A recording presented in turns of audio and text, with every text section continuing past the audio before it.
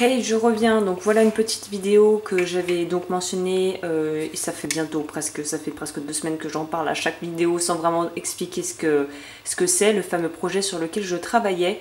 Donc là, j'en profite d'avoir un peu de temps pour me charger de ça.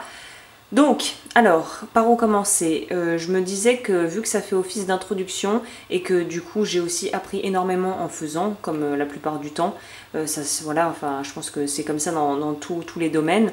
C'est en faisant qu'on apprend sur le tas, généralement. En tout cas, moi, c'est comme ça que je fonctionne la plupart du temps.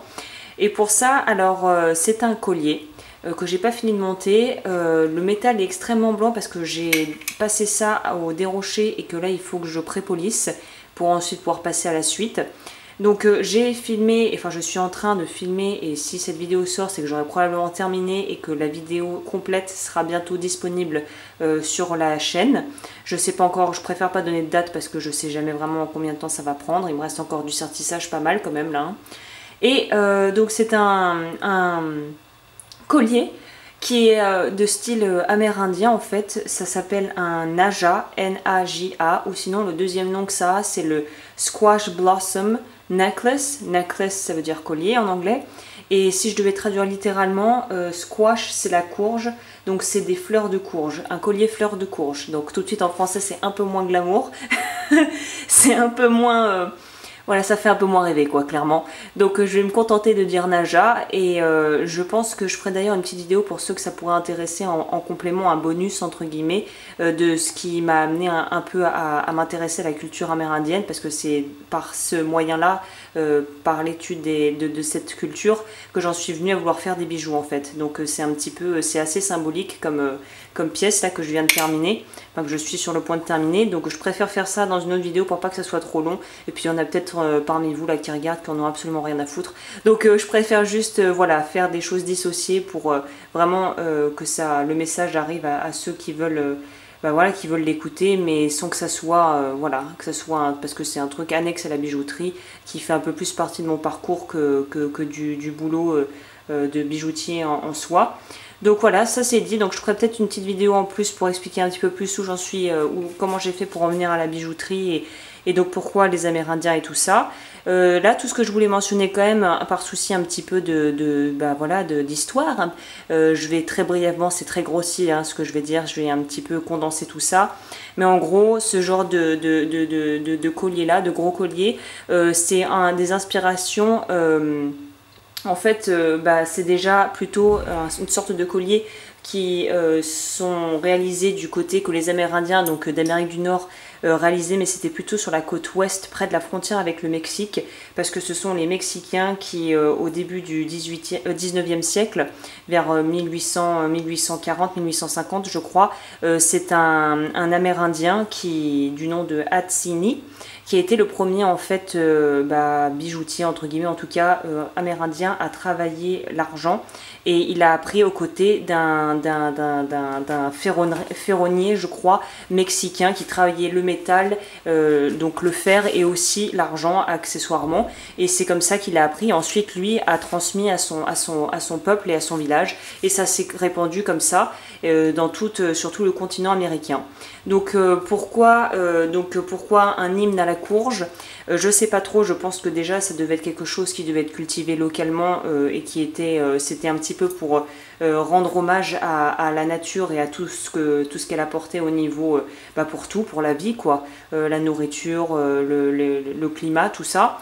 Et la pièce centrale ressemble en fait un petit peu quelque part à un fer à cheval, et c'est plutôt ça, c'est de là d'où on voit l'inspiration mexicaine en fait, parce que sur la plupart des selles et même des morts, les morts, l'attirail, l'équipement du cheval, hein, pas des gens qui meurent, mais c'était pour protéger donc le chevalier et sa monture du mauvais œil en fait. C'est de là d'où on tire un petit peu du coup l'inspiration mexicaine.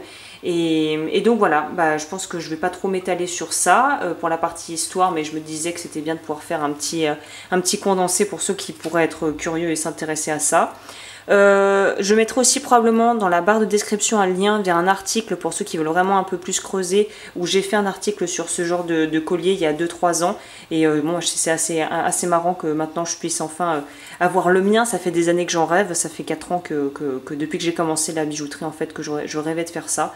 Donc c'est un gros projet qui me tient beaucoup à cœur. Et là j'en profite donc pour rentrer un peu plus dans l'aspect bijouterie, du coup la plus technique.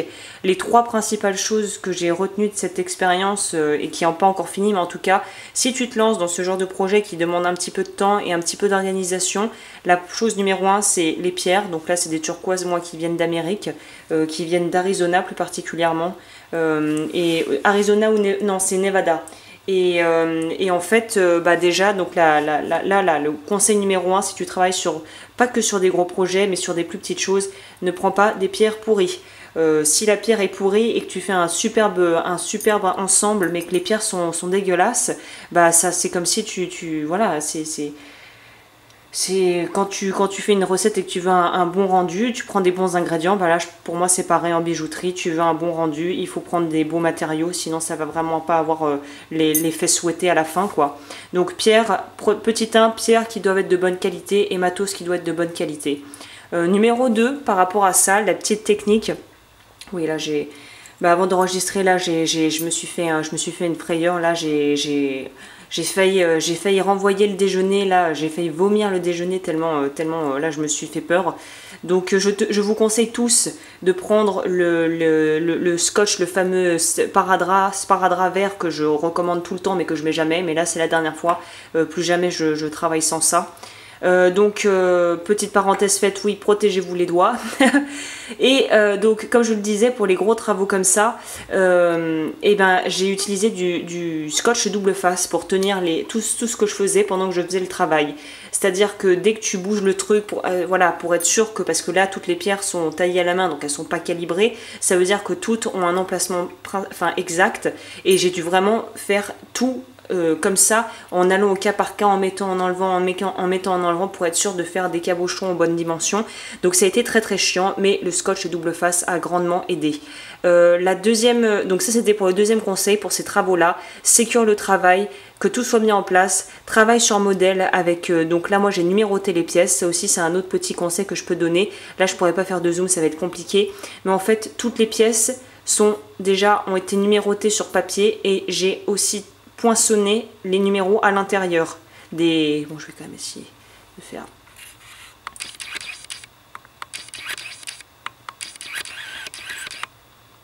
On ne voit pas très bien, mais j'ai essayé de poinçonner l'intérieur en fait avec les numéros correspondant à l'emplacement avec la pierre qui va avec. Et ça a été en fait la solution que j'ai trouvée, parce que vu que je ne suis pas masochiste et que je ne vais pas me farcir à tout polir à la main, je vais utiliser le tonneau à polir. Et sauf que dans le tonneau à polir, si j'avais écrit ça avec un marqueur, évidemment ça se serait effacé, et après pour retrouver le bon ordre des choses, ça aurait été un cauchemar. Donc voilà, c'est la manière la plus discrète que j'ai pu trouver de pouvoir poinçonner avec les numéros appropriés par rapport à la pierre, et que tout soit bien calibré et bien pensé. Et la dernière petite chose, le dernier petit conseil que je pourrais donner par rapport à l'élaboration, je ne sais pas si on peut voir, mais là il y a des dessins au crayon gris que j'avais fait au préalable. Travaille toujours à taille réelle.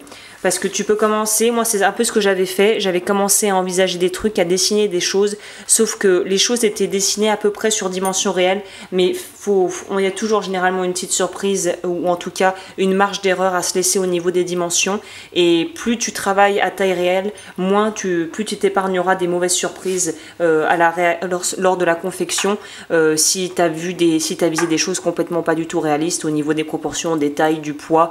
Vraiment ça c'est un autre truc que je te conseille, c'est travaille sur taille réelle tout de suite, même au niveau des croquis. Prends les dimensions des pierres, pèse les pierres, pèse le métal, vois à peu près comment ça va, enfin tout ce qu'il faut que tu vois, mais c'est primordial de faire ça correctement, parce que ça facilite grandement le travail pour la fin.